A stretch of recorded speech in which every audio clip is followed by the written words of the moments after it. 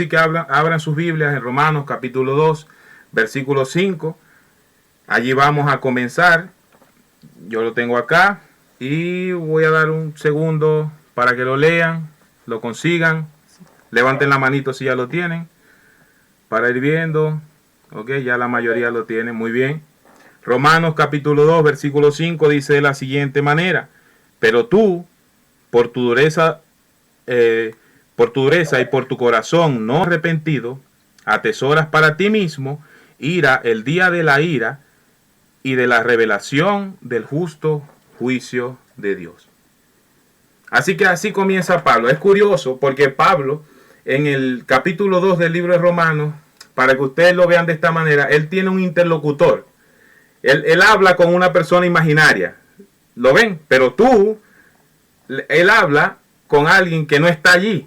Pero es la manera de él esbozar esto. Yo reflexionaba un poco y me imaginaba a Pastor Francisco hablando con Panchito y diciéndole las cosas a Panchito. Pero tú atesoras para el día de la ira. En el fondo el ejercicio es para que lo hagamos nosotros mismos. Porque el pastor, cuando habla con Panchito, habla consigo mismo. Él habla y se responde a sí mismo. De la misma manera es el ejercicio que podemos hacer nosotros cuando leemos este tipo de cartas, sobre todo la carta de Romanos, que como lo decía al principio es el evangelio explicado y aplicado a nuestras vidas. Ahora, pero tu dureza, miren, esta palabra dureza en griegos es esclerotes, no sé si lo pronuncié bien, me fue mal en griego, pero es de donde viene la palabra esclerosis, esta enfermedad. No sé, bueno, el hermano Jorge y los que son músicos acá deben saber que cuando uno está tocando la guitarra por un tiempo, acá en esta parte de la mano se le van formando como unos callos, se va endureciendo esta parte de la mano. Ese es el endurecimiento del que está hablando el texto. Cuando pasamos tiempo sin tocar la guitarra, eso desaparece. Y cuando volvemos a empezar, duele porque eso ya no está y tiene que volver a crearse. Hermano, este es el endurecimiento, es como un callo que se va formando en nuestro corazón, dice Pablo, obviamente ilustrándolo, que no permite que nosotros entendamos lo que Dios quiere decirnos. Y por tu corazón no arrepentido, dice el mismo versículo 5.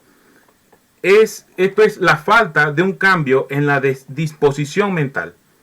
Cuando habla de corazón no arrepentido, es la falta de un cambio en la disposición. ¿Recuerdan Romanos capítulo 12, versículos 1 y 2? Usa la palabra metanoia, es decir, cambio en el conocimiento. Cuando nosotros creemos en Jesús, hermano, no es que nuestra mente se ajusta a Cristo, no, es que hay un nuevo nacimiento. Somos una nueva criatura. Si alguno está en Cristo, nueva criatura es. ¿Qué pasó con lo antiguo? Las cosas viejas pasaron y todo es hecho nuevo. A Nicodemo se lo dijeron y Nicodemo quedó fuera de sí. Dijo, pero ¿cómo yo siendo hombre puedo volver a entrar al vientre de mi madre? Nicodemo, por favor, le dijo eso. Hay un nuevo nacimiento porque el hombre natural no puede entrar al cielo. En resumidas cuentas, hermano, como usted nació, así usted no puede ir al cielo. Usted tiene que nacer de nuevo en una etapa de su vida para poder entrar al cielo. Y en ese nuevo nacimiento hay ese cambio de mente, esa metanoia. Recuerden la palabra meta como metamorfosis, cambio de forma, eso que le pasa a las maripositas. Y noia viene de noxis, de conocimiento, de sabiduría. ¿Y qué pasa con estas personas o qué pasa con nosotros? Porque esta es una carta para mí.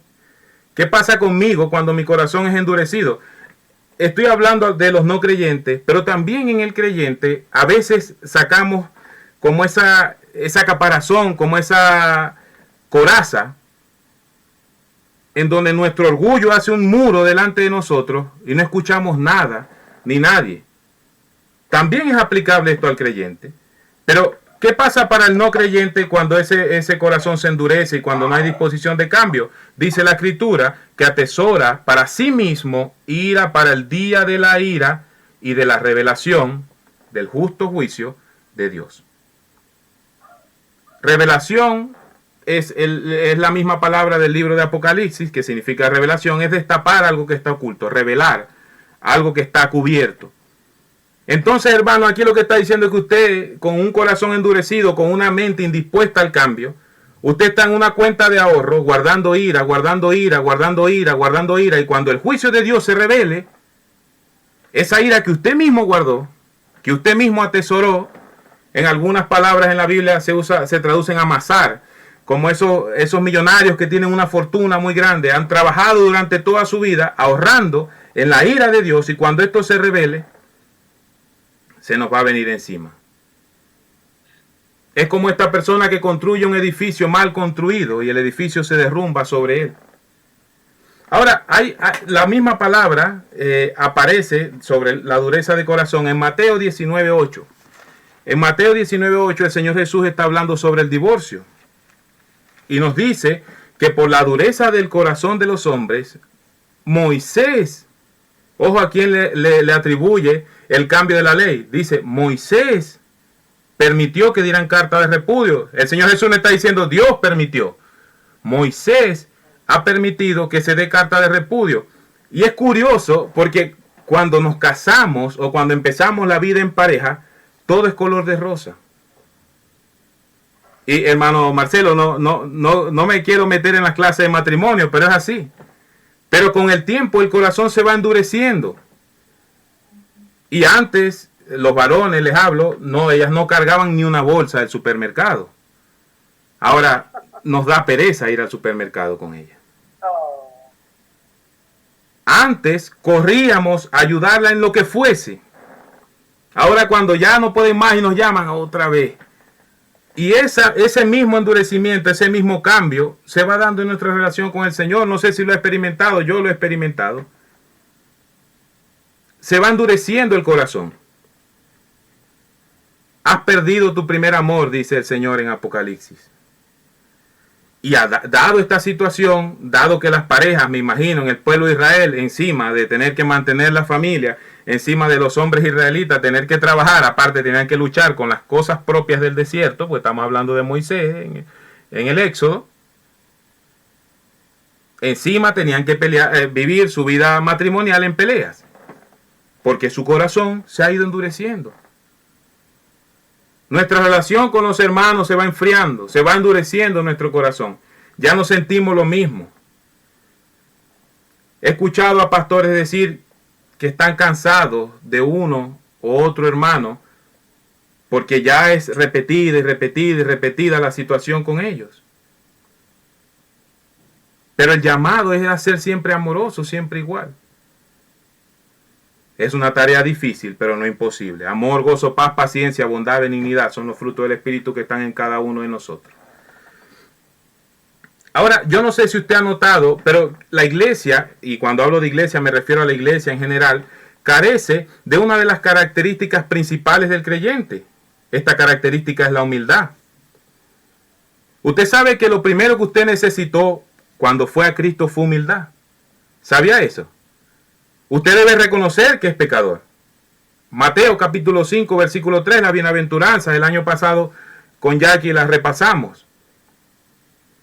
Mateo capítulo 5, versículo 3, bienaventurados los pobres de espíritu. Bienaventurados los pobres de espíritu. Hace un rato mencioné que las personas que atesoran van guardando en una cuenta de ahorro. El pobre de espíritu sabe que no tiene nada para darle a Dios. El pobre de espíritu sabe que cuando llega a Dios llega sin nada, solamente pecado para ofrecerle a Dios. MacArthur tiene un libro maravilloso sobre las bienaventuranzas. No lo recuerdo ahora el título, déjeme ver si está por ahí. Se llama El único camino a la felicidad. El único camino a la felicidad. Y MacArthur dice que las personas que son pobres de espíritu tienen el corazón en bancarrota. Y ese fue el primer paso que necesitamos para ir a Cristo. Reconocer nuestro pecado. Reconocer que no tenemos nada bueno en sí. Que lo que vamos a llevarle a Dios es pecado para que Él lo perdone. ¿Por qué no seguimos esa conducta? ¿Por qué durante el tiempo en la iglesia ciertas cosas cambian? Y ya no seguimos desesperados detrás de Dios, que Dios nos perdone, que Dios nos ayude, que Dios nos lleve, sino que llega el momento, como decía la hermana Iris al principio, en que nos sentimos incluso aptos para criticar y para juzgar las situaciones de los demás. Y ojo con las palabras que estoy usando. Yo no estoy hablando de dar un consejo. Yo no estoy hablando de exhortar bíblicamente. Es nuestro deber hacerlo. Hermanos, hay algo que aprendí en mi vida y lo aprendí siendo yo el disciplinado. Y es que la disciplina, si no se hace con amor, no es disciplina bíblica. Cuando nosotros queremos disciplinar a alguien, debe ser con amor. Debe ser con la idea de que esta persona aprenda la lección por medio de este proceso, madure, crezca y siga el camino del Señor.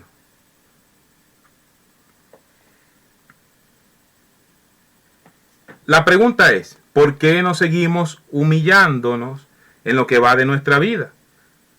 ¿Por qué no recordamos que somos miserables? Y perdón por la palabra, pero la usa el apóstol Pablo. Romanos capítulo 7, versículo 21, en adelante, en el 24 dice, miserable de mí, ¿quién me librará? Hermano, mire, usted suéltese de Dios por un minuto y va a ver lo que pasa con usted. Estamos aquí hoy por su gracia. Estamos por su amor, por su bondad. Aquí hay un diácono, hay un pastor. Ellos saben que están ahí por la gracia de Dios.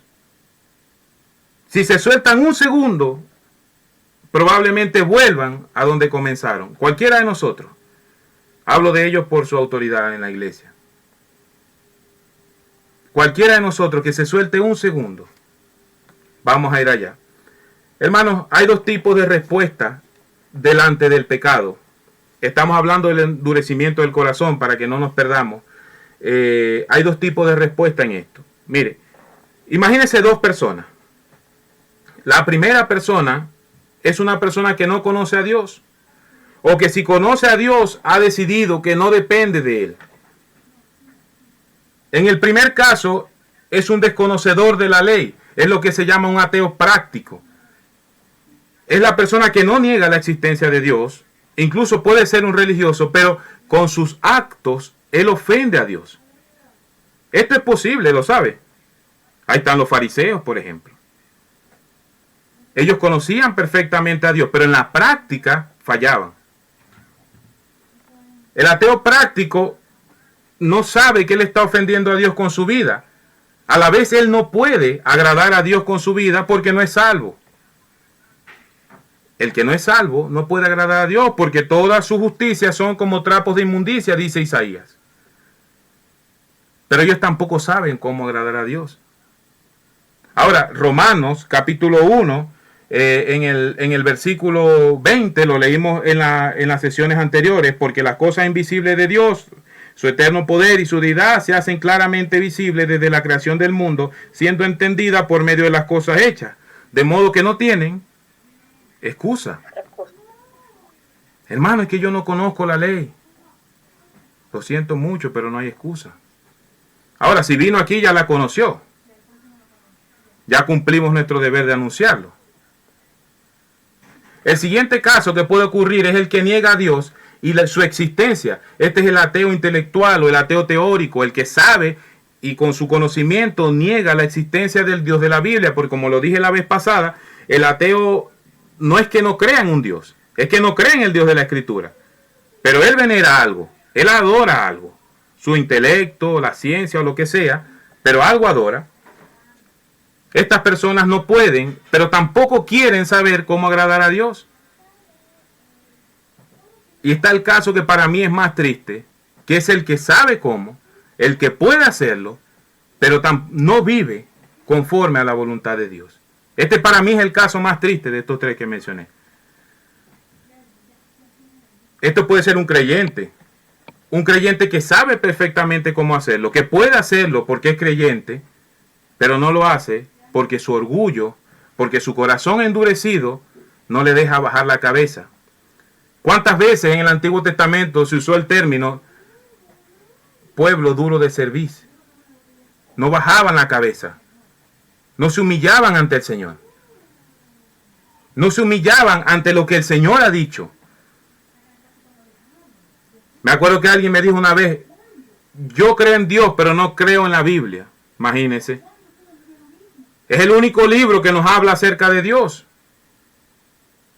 Y si la Biblia no es cierta, por consecuencia Dios no es cierto. Eso es lo que a mí la lógica me dice.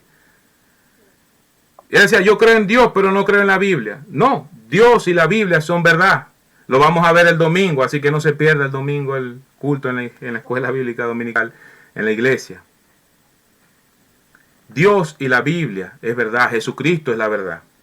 Ahora, este es el primer caso. Personas que rechazan a Dios, que endurecen su corazón, personas que han decidido en algún caso no servir al Señor. Se los dice a alguien que pasó por eso. Y está el otro caso, hermano, que es el caso diferente. Les dije que se imaginaran dos personas. Esta fue la primera, la que describí. Hay tres posibilidades en ella. Ahora, la otra persona solo hay una posibilidad en ella. Y ahora yo quiero que usted se imagine un campo de batalla donde hay muchos soldados peleando. Imagínese una batalla medieval. Escudos, espadas, lanzas, armaduras. Hay un rey allá en el castillo mirando a su ejército cómo está peleando. Está el hijo del rey que está frente del ejército bueno, por decirlo así, comandando, diciendo, dando instrucciones que están aquí. Y está la batalla, y hay un soldado. Este soldado es fiel, este soldado es santo, este soldado vive para su rey. Él está huyendo, por un lado lo persigue el pecado y él huye del pecado. Por el otro lado él se enfrenta al enemigo y resiste al enemigo. Pero en esa avalancha de acero, de pelea, de combate, golpes por aquí, espadas por allá, este hombre es herido. Un dardo de fuego del enemigo le dio en el pecho. Este hombre, creyente, fiel y verdadero, se levanta del suelo y empieza a buscar a su rey porque sabe que él tiene la solución. Pero como está herido, él no se puede levantar.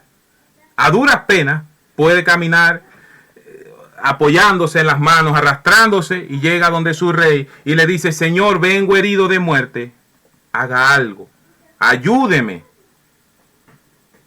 El rey lo ayuda, lo sana. Usted sabe qué significa la palabra restaurar. Es devolver a la condición inicial. Cuando nosotros restauramos un mueble, lo devolvemos a cuando lo compramos, o tratamos de hacerlo lo más parecido a cuando llegó a nuestra vida. Eso significa restauración. Este rey lo sana, lo cura, lo devuelve al campo de batalla. Le da su espada, mi hermano. El hermano Abelardo nos decía, cuando hablamos de la armadura de Dios, nos presta su armadura. Nos da las instrucciones y nos recuerda: escucha a tu capitán, que es Cristo, y Él tiene las instrucciones para que ganes la batalla. Esto pasa en la vida del creyente. Es necesario que el creyente vaya delante de su rey, que escuche las instrucciones que va dando su capitán, y que cuando sea herido, sepa dónde acudir. Yo no sé si usted ha leído el Salmo 138:6. Dice que Jehová es excelso y atiende al humilde. Cuando el soldado llega a los pies de Dios, Él no lo va a echar fuera, hermano. Si usted ha pecado ayer, hoy, esta semana, vaya a los pies de su rey. Dígale: Señor, vengo herido de muerte, ayúdeme. Y dice la Escritura que Él es excelso y que Él lo va a atender porque usted va con humildad. Pero ¿sabe qué le pasa al soldado que queda en medio de la batalla? Se saca él mismo la flecha y dice: bueno, que vengan más, que yo puedo solo. Dice que más al altivo Él va a mirar de lejos. Eso dice el Salmo. Endurezcamos, usemos la armadura para defendernos del mal, no para defendernos del bien. Una vez más voy a hacer el recorrido por la salvación, porque yo creo que nunca está de más. Recuerden que si tenemos el corazón endurecido, atesoramos para nosotros mismos el día de la ira.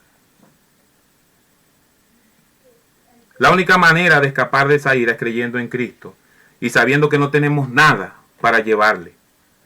No tenemos nada, hermano. Nada tenemos para llevarle a Dios, para demostrarle.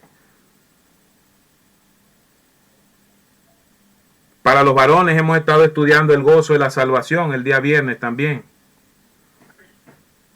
Hermano, usted debe estar gozoso de que Cristo puso su mirada en usted. Debemos estar gozosos de que nos rescató. No nos imaginamos lo que se nos venía encima. Pero si tú no has puesto tu confianza en Cristo, este es el momento. Este es el momento de humillarte, de entender que no hay nada que llevarle. Ahora, si eres creyente o no eres creyente, hoy necesitas lo mismo. Vamos al Salmo 51, por favor, versículo 17. El libro de Salmos, capítulo 51, versículo 17.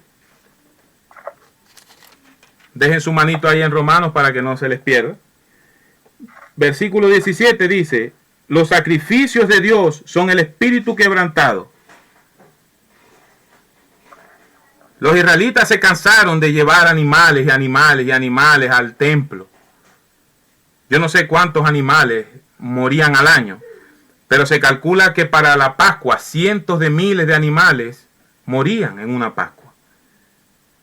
Y Dios necesita un espíritu quebrantado y un corazón contrito y humillado. Si usted es creyente, debe llegar así delante de Dios. Yo debo llegar así delante de Dios. Y si no lo es, también debe hacerlo. Unos para salvación, otros para santificación.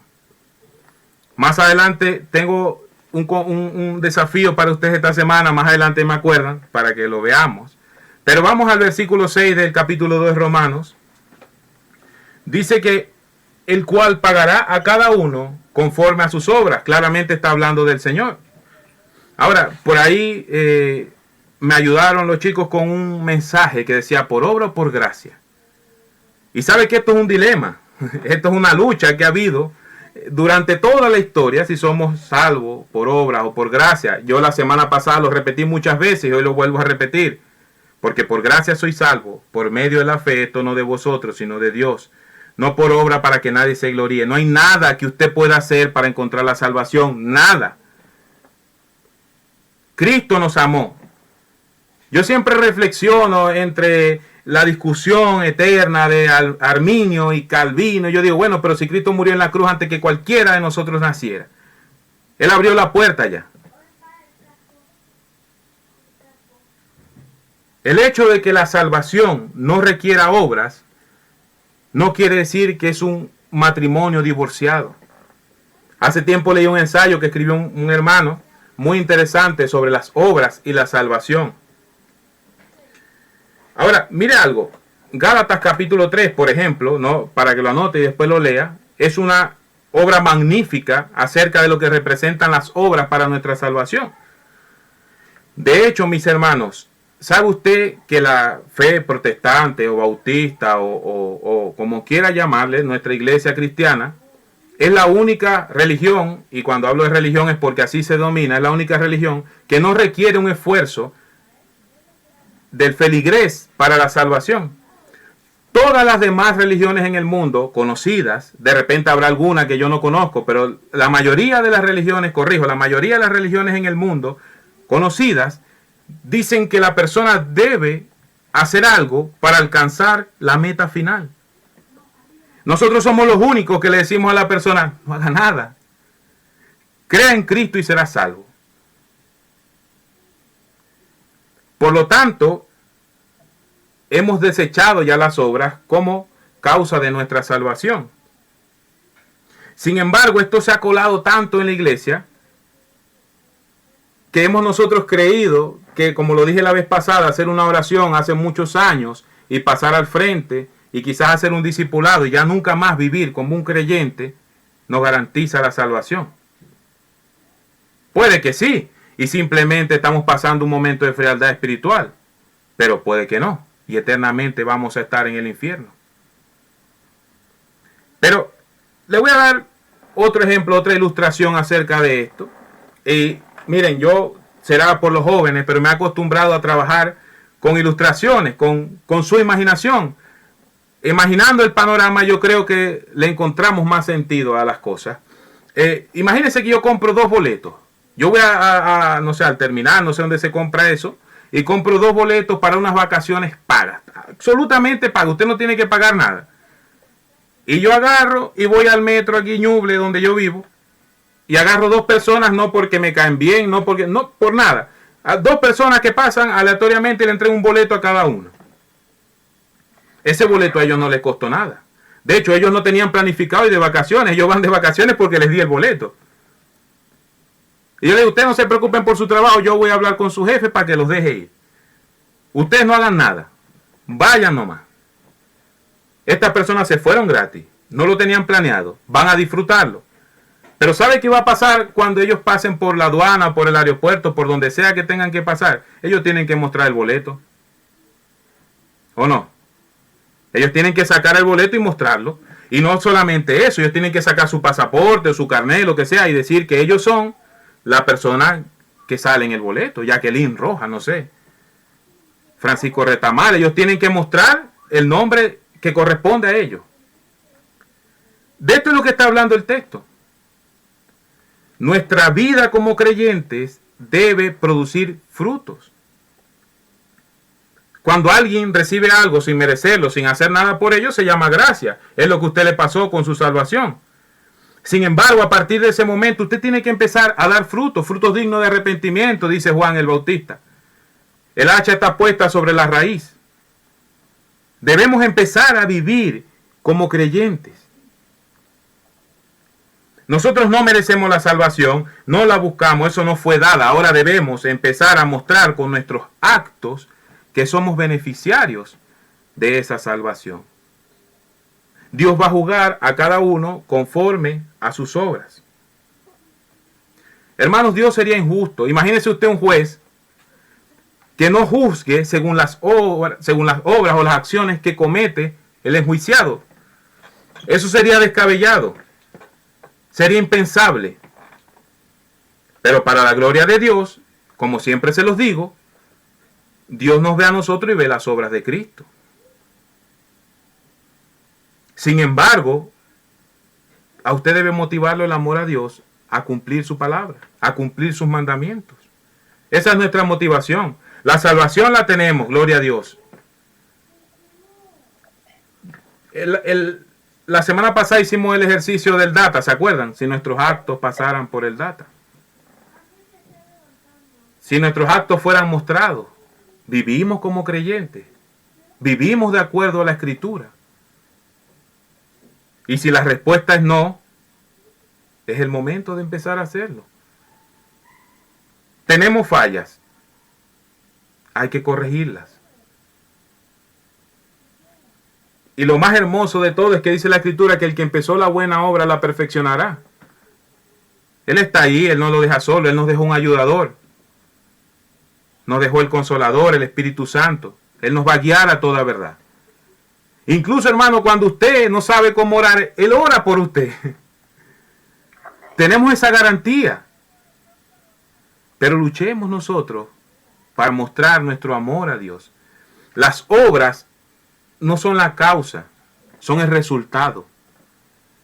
Las obras no son la causa de nuestra salvación ni nuestra santificación, sino que es el resultado de esto. Yo cada día amo más a Dios y cada día me comporto más como Él quiere que me comporte. Yo amo lo bueno. Si hay algo justo, si hay algo bueno, en esto pensar, si hay algo digno de honra, si hay algo que merece alabanza, en esto pensar. Dice Filipenses capítulo 4, que si me lo sé de memoria.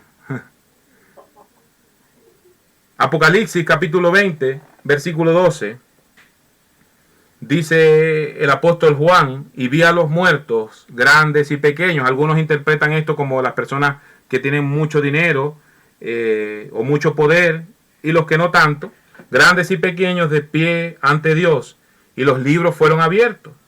Y otro libro fue abierto, el cual es el libro de la vida, y fueron juzgados los muertos por las cosas que estaban escritas en los libros, según sus obras. Miren lo que dice Apocalipsis. Según sus obras. Versículo 13, yo no sé, pero cuando yo leo esto a mí, el mar entregó los muertos que había en él. Y la muerte y el Hades entregaron a los muertos que había en ellos, y fueron juzgados cada uno según sus obras. Jeremías 17:10 dice, yo Jehová que escudriño la mente, que pruebo el corazón, para dar a cada uno según su camino y según el fruto de sus obras. Por temas de tiempo no vamos a leer todos los versículos, pero en el Nuevo Testamento también está. Mateo 16:27, por ejemplo. Juan 5:28 y 29. Primera a los Corintios 3:8. Segunda a los Corintios 5:10. Y Gálatas capítulo 6, versículo 7 y versículo 9. Una vez más se los digo, la salvación es 100% por gracia. Pero las obras son nuestra carta de presentación. No son los años en la fe, ni tus méritos como creyente. Es cómo deseas vivir. No digo cómo vives, porque yo puedo vivir para aparentar, sino cómo deseo vivir. ¿Deseo vivir yo cada día para la gloria de Dios? Es muy triste cuando Pablo le dice a los judíos, por culpa de ustedes, la fe es blasfemada. Imagínense eso, hermano. ¿Cuántas veces he escuchado yo en la calle? Por eso yo no creo en los evangélicos. Imagínense que se refieran a usted. Que usted sea la excusa que la persona usa para no visitar una iglesia. Eso es duro. Algunos lo dirán sin razón. Para eso el Señor también tiene consuelo. Bienaventurado soy si por mi nombre soy vituperado. Y digan toda clase de mal mintiendo. Para eso también hay un consuelo de parte del Señor. Pero si usted es la causa, sincérese con usted mismo, y si usted es la causa, hay un problema grave aquí. Dice el 7, acerca de las recompensas, vida eterna, a los que perseverando en bien hacer, y perseverando, la persona que no tiene el Espíritu Santo, morando en sí, no puede perseverar en las buenas obras. De repente por ahí hará algo. Usted ha visto los famosos, hacen fundaciones y fundaciones benéficas, pero la mayoría lo hace para evadir impuestos, eso lo sabemos. O para ganar publicidad gratuita. En estos días escuchaba un documental acerca de un famoso, que el famoso decía, que te mencionen en los medios es lo importante, sin importar por la razón que sea. Es su fama lo que está buscando. Y bueno, claro, hace buenas obras, pero no va a perseverar en bien hacer. Los que buscan gloria y honra e inmortalidad, pero ira y enojo, los que son contenciosos y no obedecen a la verdad, sino que obedecen a la injusticia. A esto se le dará tribulación y angustia sobre todo ser humano que hace lo malo, al judío primeramente y también al griego, pero gloria, honra y paz, y todo lo que hace, estoy en el versículo 10, lo bueno al judío primeramente y también al griego, porque no hay acepción de persona para con Dios. Esta frase con frecuencia es mal utilizada, acepción de persona. En este contexto, en este preciso contexto del que estamos hablando, claramente está hablando entre el judío y el griego, porque Pablo está poniendo, recuerden, en el mismo lugar a los pecadores, sin importar su nacionalidad, sin importar su esencia, sin importar de dónde vengan y lo que sepa o no sepa. Eso es lo que él está haciendo. Por eso, en este caso específico, al judío y al griego significa que están todos en igualdad de condiciones. Todos estamos en igualdad de condiciones. ¿Cómo lo aplicamos hoy en día? No importa si usted haya nacido en la iglesia cristiana o no, o si tiene años yendo o no. Aquí no hay acepción de personas. Dios a cada uno va a dar lo que le corresponde.